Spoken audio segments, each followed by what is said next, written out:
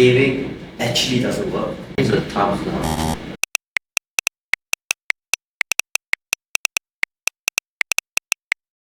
Do you think this removal is a thumbs up or thumbs down? The thumbs. If the removal of mid-year examination is for external, like other like commitments that the student might have to improve their portfolio, I think it might not be enough.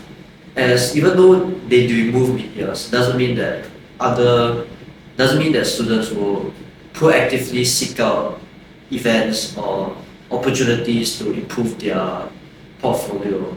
And if they really wanted to do so, they would have already done so by themselves. If that's the purpose of removing mid-years, is to shift the focus away from academics.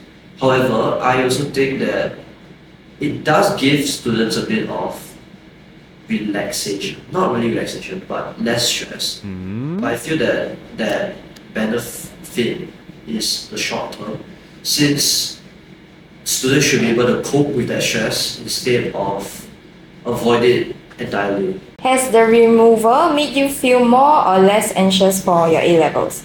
Honestly, down on anxiousness, because generally, personally, I get anxious anyways, with or without mid-years. And my school still implement mid-years for the J2s, but not the J1s. So I still have mid-years coming up. So it kind of doesn't have a big impact on me.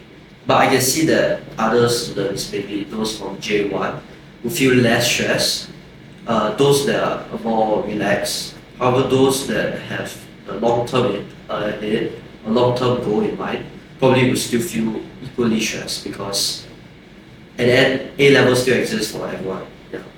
How do you manage to calm your anxiousness or your stress? Contrary to popular belief, gaming actually doesn't work.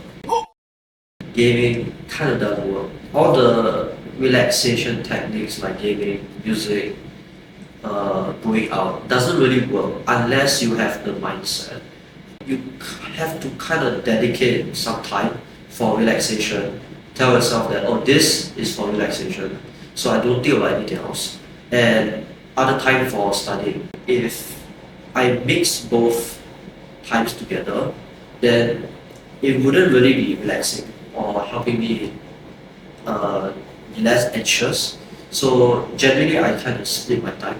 So so I wouldn't worry about multiple things at the same time. How do you assess your level of understanding in your studies? Oh, usually by papers. Usually I will do two papers, one under time condition and one without time condition.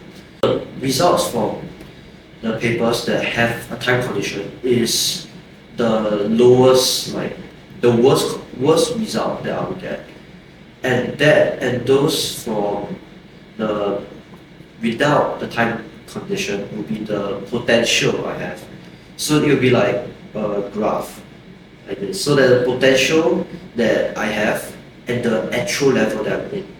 So if I put so to improve potential, I'll have to read more from content and learn more, which will improve the potential. However, that will not increase actual as well, which is done by practicing papers and revising the papers every time you finish. Do you think like tuition center with mock mid-year exams is a thumbs up or thumbs down? It's a tough. I think it doesn't hurt to have practice papers, or I think students as a whole have to move themselves away from this fear that these papers are scary, so I don't want to do them, or reluctantly do it. Instead, embrace the papers, understand where they are coming from, how to answer them, and especially these papers are set by examiners that have a certain goal in mind. So if you understand that goal and you answer to that goal, it wouldn't be so difficult anymore. How do you think that tuition centers can improve to suit student needs or your needs? Interactive lessons are quite important, since many students that I realize, including myself, sometimes we'll sit here in the tuition center, but we feel that we're just here to fulfill a task.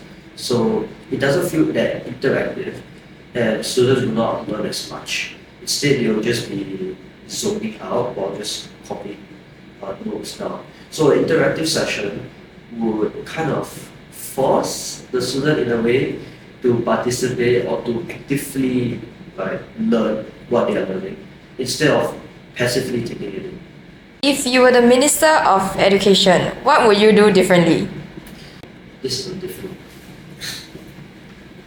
It goes back to my first point about how even though there are no mid-years, doesn't especially in the goal of removing the or not removing but reducing the focus on academics, I think a good way to have students participate in more external stuff is to have to make it more accessible.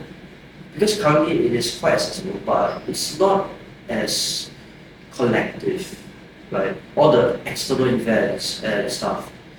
Maybe have a website or a specific location where all these different events or where these multitude organizations can come together to kind of advertise themselves for the students. I think that would be good.